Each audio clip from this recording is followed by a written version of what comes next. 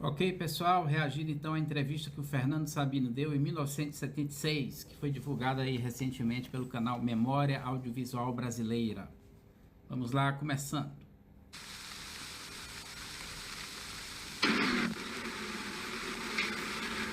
Seu romance Encontro Marcado, Fernando, é apontado como autobiográfico. Entretanto, quais são os dados? Olhem a casa dele, como as casas eram decoradas de maneira diferente das de hoje. Muitas plantas, muitos objetos, muita coisa de palha. Frios da biografia de Fernando Sabino. Ora, quem? Deixa eu, antes de entrar pela noite dos tempos nessa história, dizer em público do prazer que eu tive de conhecer pessoalmente. Eu já te conhecia muito de nome, e quando soube pelo Paulinho Mendes Campos, que era você que tinha vindo, que viria me entrevistar, eu fiquei muito... Paulo Mendes Campos é um companheiro de viagem, né, de geração do Fernando Sabino, junto com Otto Lara Rezende e o Hélio Pellegrino. Era o núcleo mineiro, né, os 4 cavaleiros do Apocalipse, como eles se chamavam, ou alguém o chamava, mas foi o título que pegou desse grupo, que era maior do que eles 4, mas eles eram os mais jovens, vamos dizer assim, os mais unidos. Muito feliz. De modo que, se eu cometer alguma inconveniência, você funciona com toda a liberdade. A minha biografia realmente não é muito interessante, não.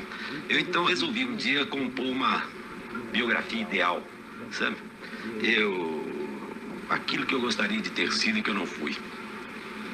Então, nessa biografia, eu nasci em Diamantina, sabe? Mas não cheguei a ser presidente, não.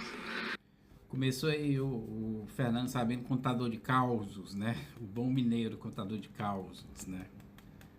Ele tinha uma boa habilidade era um bom conversador.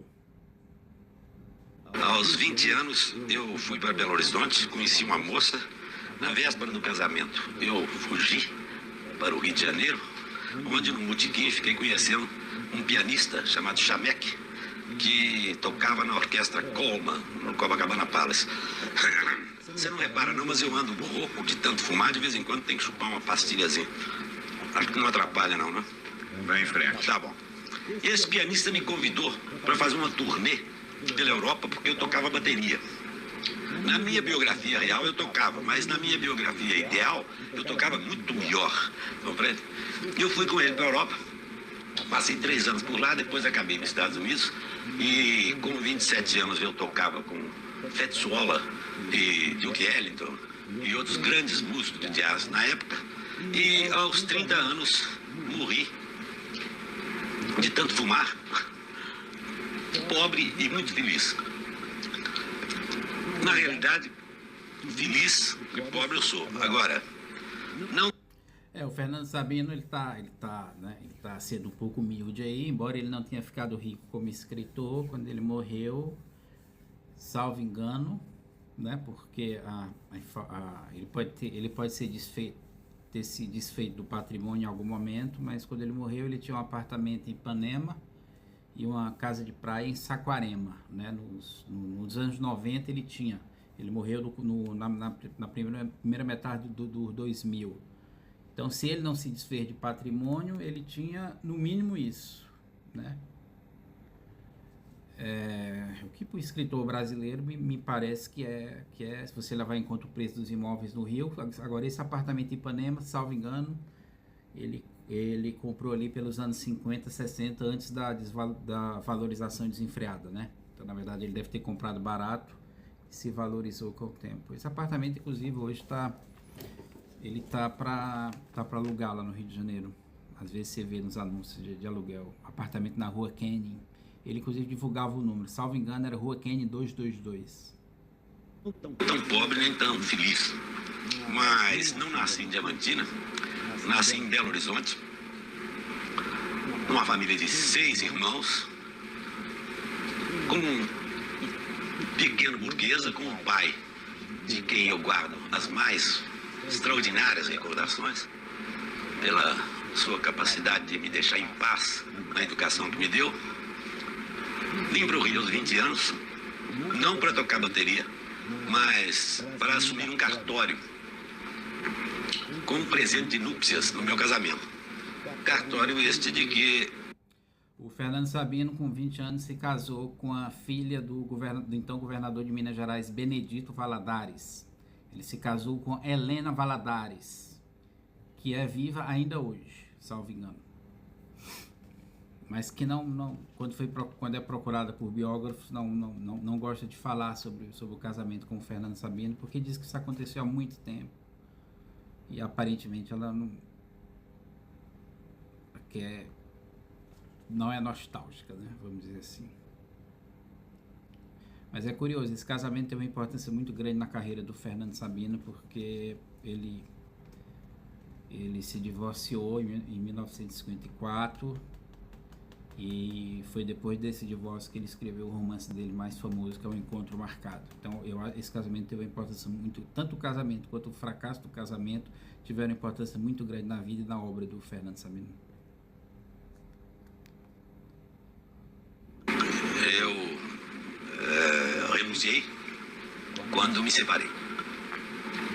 Sim, em 1954 ele se separa da Helena Valadares e aí ele devolve o cartório, né, para o sogro, e o Carlos Lacerda na época escreve um artigo assim, elogiando o fato, dizendo que foi a primeira vez na história do Brasil que alguém abdicou de um cartório, né? Entrei no jornalismo pela mão em Belo Horizonte de Edgar da Mata Machado, João Etienne Filho e outros mineiros ilustres. Aqui no Rio, com os meus companheiros. Fernando Sabino começou no jornalismo cedo, 16 anos de idade, aí sei que ele está lembrando. Ele começou no círculo intelectuais e jornalistas mais velhos meio que apadrinharam ele, né? Botaram ele aqui sob as asas e ele abriram as portas do jornalismo mineiro para eles. Mineiros, que eu posso dizer, de infância, que eram Paulo Mendes Campos, Otto Lara Rezende, Hélio Pellegrino e Carlos Castelo Branco, que não é mineiro, mas é meio mineiro, você sabia disso? Não? Ele foi criado lá em Belo Horizonte. Carlos Castelo Branco é um piauiense que morou em Minas uma época e ficou muito amigo do grupo do Fernando Sabino. Na nossa roda. Entramos para jornal e começamos essa de nos exprimirmos através da linguagem verbal, quer na literatura, quer no jornalismo. Eu não vejo muito lance assim de improviso, sabe? Inventar não pode não, né? Fiquei aqui morando 2 anos, fui para os Estados Unidos para trabalhar como auxiliar do escritório de expansão comercial. Esse período dele nos Estados Unidos foi na segunda metade dos anos 40 e teve uma influência decisiva na carreira do Fernando Sabino. Em primeiro lugar, ele conheceu de verdade a literatura norte-americana e que passou a influenciar decisivamente o tipo, não só o tipo de livro que ele escrevia, mas o tipo de escritor que ele queria ser. E nessa época também ele escreveu uma série de crônicas para a imprensa local, que depois foi reunida no livro chamado A Cidade Vazia. A Cidade Vazia é Nova York. É um retrato da Nova York dos anos 40. Um retrato fascinante, aliás, da Nova York dos anos 40. Um dos melhores livros do Fernando Sabino, eu acho. Depois no consulado.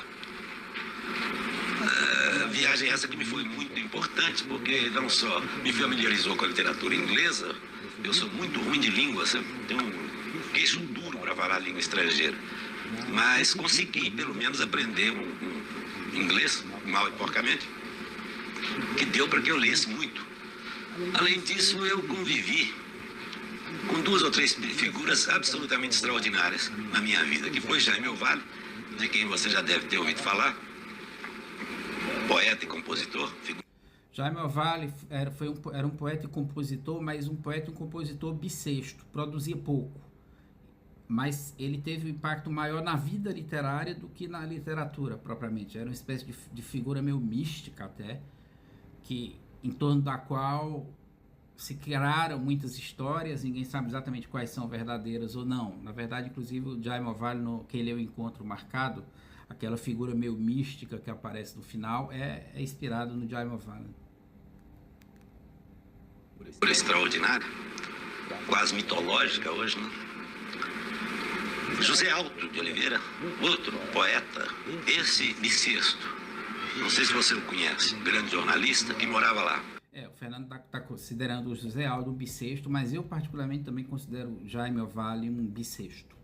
Se for pegar a produção dele, Eu acho que ele produziu pouco.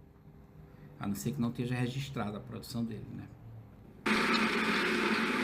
E João Augusto de Araújo Castro, esse ministro que se faleceu há 1 ou 2 anos, como embaixador em Washington, de quem eu me tornei compadre. E eu vaticinei nessa época, você ainda vai ser ministro das Relações Exteriores, ainda vai ser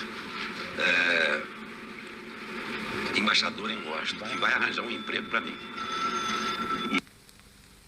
O emprego que o Araújo Castro me arranjou foi de dito cultural junto à Embaixada de Londres, onde eu fiquei 2 anos e pouco. Também foi uma experiência extraordinária para mim, porque conciliar o espírito de avacalhação do brasileiro com o espírito de ordem e de disciplina e de civilização do inglês foi uma parada. Essa experiência do Sabino na Inglaterra gerou o livro A Inglesa Deslumbrada. São crônicas sobre, a maioria delas ambientadas na Inglaterra. Daí voltei para o Brasil, fundei uma editora com o Rubem Braga, chamada Sabiá, depois fundei com o Davi Neves uma empresa de cinema, de documentário cinematográfico chamada Bem TV. Há uma certa predileção por passarinho, talvez seja por causa de uma certa inconstância que existe na minha vida e uma certa, eu não chamaria de inocência, mas uma certa boa-fé, compreende? Eu gosto muito de passarinho. E o escritor Fernando Sabino, quando nasceu? O Araquém, eu desde menino, sabe? Eu tive muita mania de estudar português, eu queria ser gramático. Eu era bom aluno em Esses 2 paus aí devem ser as antenas, que as TVs na época tinham essas antenas grandes. Eu acho que é. português, e era péssimo aluno em matemática. E a minha professora e os professores, de certa maneira, me estimulavam a ser escritor. E eu descobri, de certa maneira, que eu teria, ou presumi. Quando eu era adolescente, eu descobri que o Fernando Sabino era ruim em matemática. Eu fiquei muito feliz, porque eu era horrível em matemática. Eu pensei assim, dá para ser escritor sem saber matemática. No sentido de ter presunção de que eu tinha alguma coisa a comunicar, a dizer. E eu não sei até hoje, necessariamente será através da literatura, da linguagem verbal. Eu confesso a você que eu me sinto um pouco frustrado. Eu, na realidade, se tivesse de ser o que eu gostaria de ser músico de jazz. Mas entrei nessa de escrever. Eu acho escrever muito feio, sabe? A máquina de escrever é horrenda. Você, um pianista, está num piano que é um instrumento, está se divertindo ao mesmo tempo que está trabalhando. Não é? Um instrumento musical é em si uma obra de arte. Uma máquina de escrever é uma máquina feia, com garras à mostra, dentes, articulações, cartilagens, um ruído seco, implacável. E tudo conspira a não escrever. Esses paus aí, esses mastros, 2 mastros aí são as antenas da TV, aquelas TVs antigas, que ficavam no chão, né? Não tinha rack na época, as TVs ficavam no chão, me lembro. Mas eu escrevi, eu saí escrevendo, pensava que eu ia ser gênio, né? Até os 15 anos e tal. Depois eu já achei que eu era talentosinho, aos 20. E com isso eu fui. Quando eu me convenci de que eu não era realmente aquele gênio que eu esperava ser, eu resolvi trabalhar. É uma vergonha aprender a escrever, ler e trabalhar através do meu instrumento, como se eu fosse aí um operário, ainda que categorizado, um operário da palavra, operário da máquina de escrever. Ele aprendeu isso com o Mário de Andrade, na correspondência dele com o Mário de Andrade. Mário de Andrade diz: você deve ser um operário. Você deve trabalhar com horário fixo como um operário. O Mário de Andrade achava que o escritor, o prosador, pelo menos, o poeta nem tanto, mas o prosador, ele tinha que ter um horário, estabelecer um hábito e escrever naquele horário. E passei a sem buscar inspiração. Gastar a ponta dos meus dedos em máquina de escrever. Aos 20 anos e aos 17 eu tinha publicado já um livro de contos que não tem nenhum outro mérito senão ter merecido uma carta de Mário de Andrade. Uma carta extraordinária. Ele tinha 30 anos mais do que eu, mas nós começamos uma correspondência ao longo dos anos até a morte dele, praticamente semanal. E ele me orientou, me deu conselhos e me ajudou muito. Eu fui até conhecê-lo em São Paulo. Foi muito engraçado porque fomos 3 rapazes. Eu, o José Pedrosa, o escultor, e o Hélio Pellegrino, poeta e psiquiatra. Eu ando sempre com o meu psiquiatra de bolsa. Ele é um amigo meu desde mais longínqua infância. E o Mário não nos conhecia, a nós, não sei, a mim por carta. E um de nós perguntou, qual é o seu amigo que se corresponde com você? Ele olhou um, olhou outro, olhou para mim e falou, é você. E acertou. Nos tornamos grandes amigos e isso me ajudou muito. Depois eu escrevi aqui, ali, crônicas e tal, ao sabor da necessidade de ganhar a vida. Fui escrevendo no jornal e tal. Dos Estados Unidos eu mandava crônicas e tal. E sempre com aquela ambição de ser romancista. Até que um dia eu cheguei à conclusão de que para ingressar na literatura eu teria que pagar um preço que era o que o Scott Fitzgerald chama de a sua própria experiência, a experiência do seu coração oferecida em sacrifício. Compreende? Arrancar de dentro de você mesmo a sua verdade, seja ela qual for, não blefar, julgar na mesa do que você é e ver com o que você conta para poder continuar.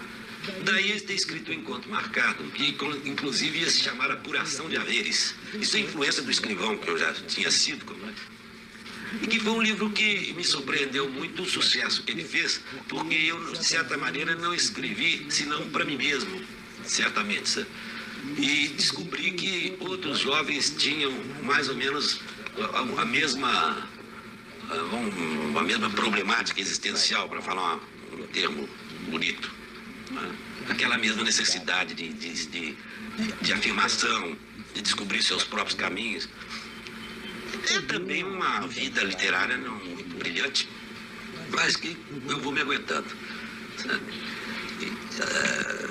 Eu discordo, né? O Fernando Sabino, depois do Encontro Marcado, passou 20 anos escrevendo crônicas até voltar para a ficção, e na correspondência dele, publicada a partir dos anos 90, com os companheiros de geração dele, ele meio que não valoriza muito a crônica como gênero literário, né? Considera uma coisa menor. Mas eu acho que a carreira dele foi genial, porque não existe gênero menor, existe escritor menor, e ele era um grande cronista. Um grande cronista engrandece a crônica. Você já afirmou em uma entrevista, Fernando, que o escritor e o homem social se opõem em certa medida. Explique melhor isso. Eu não sei se eu teria formulado exatamente assim, mas acho que a proposição é válida. É que o escritor, quem você sabe, é o artista, o homem que lida com a imaginação criadora. Ele é, por sua própria natureza, um contestatário. Ele é um homem que está se opondo a uma ordem constituída. Esta da sociedade na qual se insere este homem social. O homem que admite essa ordem acomodado, inclusive que ignora as grandes injustiças e as grandes distorções da vida em sociedade. Agora, o escritor, na sua necessidade de afirmação pessoal, também está tentando fazer, na sua medida, que o mundo seja um pouco melhor. Cada um dá o que tem. E ele, naturalmente, se opõe àquele que acha que o mundo, assim como está, já está muito bom. Eu me lembro até de uma célebre definição de poeta que dizia: o poeta é aquele para o qual o mundo, tal como é, não basta. Com tantos anos de rio e de mundo, Fernando, existe ainda o mineiro dentro de você? Tanto existe, Araquém, que eu já te disse no princípio. O Fernando Sabino foi um dos escritores que mais divulgou essa questão da mineirice, né, de que existe um jeito mineiro, né, de ser. Até quem fala uma civilização mineira, né? Enfim, cuja expressão seriam os grandes escritores que vêm daquele estado, né? Esse nosso bate-papo, que eu quis me naturalizar diamantinense, recentemente, revoltado com o que estão fazendo com Belo Horizonte, a minha cidade natal, isto é, estão desmineirizando a minha cidade, como aliás foi denunciado num belíssimo poema de Carlos Drummond de Andrade. Eu soube quando se abriu aquela vastíssima vaga com a morte do Juscelino Kubitschek, eu achei que em Diamantina haveria possibilidade de me acolherem como cidadão nato. Sou muito mineiro, embora aparentemente dos menos mineiros da minha geração. A minha agitação, a minha maneira de ser, de falar e de acontecer, talvez esconda, oculte uma grande timidez e uma grande esquivança. Eu, às vezes, participo um pouco daquela ideia de que a palavra foi feita para esconder o pensamento. E isso é muito mineiro. Você é incluído por muitos críticos no que eles rotularam de geração de 45. E você mencionou seus companheiros dessa época. O que foi feito da geração de 45? Você sabe de uma coisa? Esse critério de geração é muito vago. Eu não sei se é uma faixa etária, se são aqueles meus companheiros com os quais convivi, ou se são aqueles que numa determinada época da vida apareceram publicamente como escritores. O que se rotulou de geração de 45 acabou sendo a geração dos poetas de 45, em torno de figuras exponenciais como Ledo Ivo, João Cabral de Melo Neto, José Paulo Moreira da Fonseca e outros, Domingos Carvalho da Silva, e outros, Paulo Eugênio da Silva Ramos, e outros que não me ocorrem no momento, mas que eram essencialmente poetas e que estavam formulando um novo conceito de poesia, possivelmente. Agora, quanto à ficção, eu não tenho impressão de que não houve propriamente um envolvimento numa geração. Aliás, para dizer a verdade, eu participo da ideia de que o escritor é essencialmente um solitário. E nisso é que está a grandeza e está a miséria da sua vida. O artista, é um homem que se fecha para lutar contra os seus próprios demônios, compreende? E tentar tirar disso alguma coisa em proveito de si mesmo e do resto da humanidade. Não há muita não há muito congraçamento, não há um espírito assim muito gregário na atividade literária, não. A não ser na chamada vida literária, social. Isso não é disso que estamos falando. Mas que geração, para mim, é uma coisa que tem que ser vista como... Eu tendo a concordar com ele. O escritor é essencialmente uma voz individual. Não é uma voz geracional, como as pessoas podem pensar.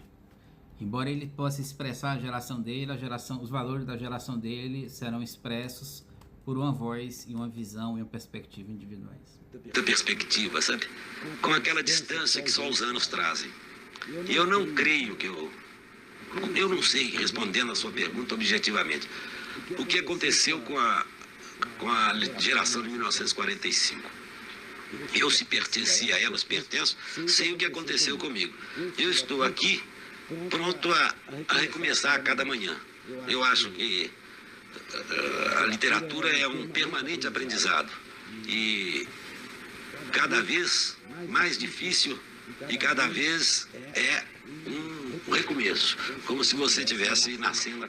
Essa inquietude era uma característica do Fernando Sabino, né? Você pode notar isso, inclusive, na ficção dele, que cada livro é meio que um projeto próprio, né? Ele estava sempre buscando alguma coisa, né? Eu acho que ele morreu sem se sentir satisfeito, sem ter terminado essa busca, que é como todo artista devia morrer, sempre na busca. Cada manhã. Talvez nisso esteja a sua maior compensação. Aqueles que não o conhecem mais de perto, Fernando, dizem que você é ríspido. Como é que você... Essa entrevista é legal porque eles usam os ângulos, né? As coisas diferentes. Responde a isso. Essa fama de ríspido do Fernando Sabino existia, né? Porque dizem que ele era muito brusco, tá? Nas interações com as pessoas. Brusco no sentido meio talvez bronco, intenso demais, talvez, né? Às vezes interrompia as pessoas falando, tem essa... Falava às vezes com muita convicção, as pessoas confundiam com... Tem essa fama dele, sim, de que... dessa intensidade muito grande dele, que às vezes as pessoas confundiam com grosseria ou rispidez. Era quem deve ser uma certa maneira de ser que eu tenho meio estabanada, sabe? Eu, sei lá, deve haver até uma espécie de desritmia, o que diabo seja. A maneira de chamar um garçom, falar com uma pessoa. Com a minha experiência de quem viveu 8 anos no Rio de Janeiro, já que o Fernando Sabino viveu a grande parte da vida dele no Rio de Janeiro, e portanto essa imagem foi construída no Rio de Janeiro, né? O Rio de Janeiro não é uma cidade muito aberta para autenticidade, né? Para você ser como você é. Então existe se você é muito, se você faz as coisas do seu jeito, o carioca tende a achar que você é grosseiro, você é ríspido. Rio de Janeiro é uma cidade que você tem que ter uma persona agradável, né? Vamos dizer assim. Então, talvez por isso venha daí a fama do Fernando Sabino, que era uma pessoa autêntica, né? Há uma distância muito grande entre aquilo que eu faço e aquilo que eu penso. Eu às vezes penso que estou falando num tom de voz muito delicado e estou falando num tom que parece que eu vou brigar. Minha mulher diz que eu pego o pão como se fosse esganá-lo, que eu corto a goiabada como se fosse assassiná-la com um punhal. A goiabada, não a minha mulher. Não sei, mas eu no fundo eu me sinto uma alma cândida, sabe? Eu acho... Não, ainda tem. Acho que acabou. Acho que agora é só imagem. Olha, nova geração, isso são negativos fotográficos, né? Isso aí era revelado e virava fotografias.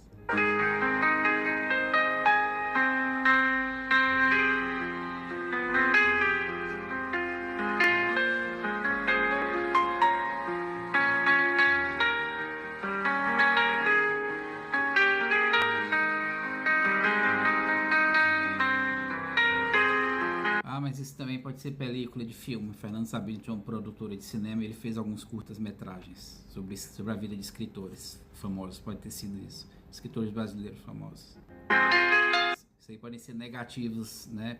Desculpe, pode ser películas de filmes.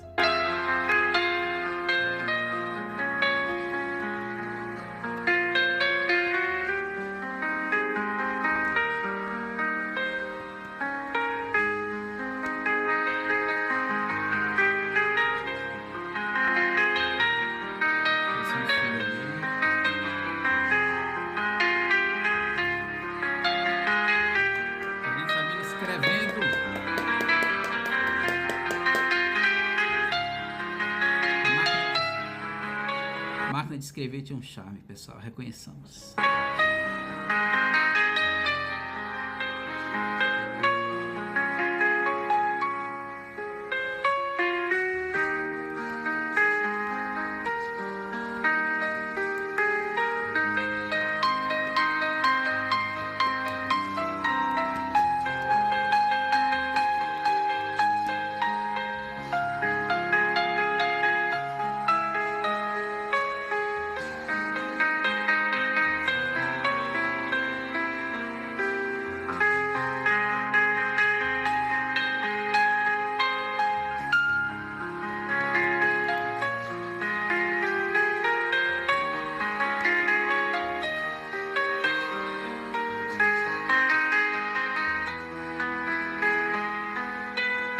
Um homem no exercício de sua vocação. É isso que nós estamos vendo.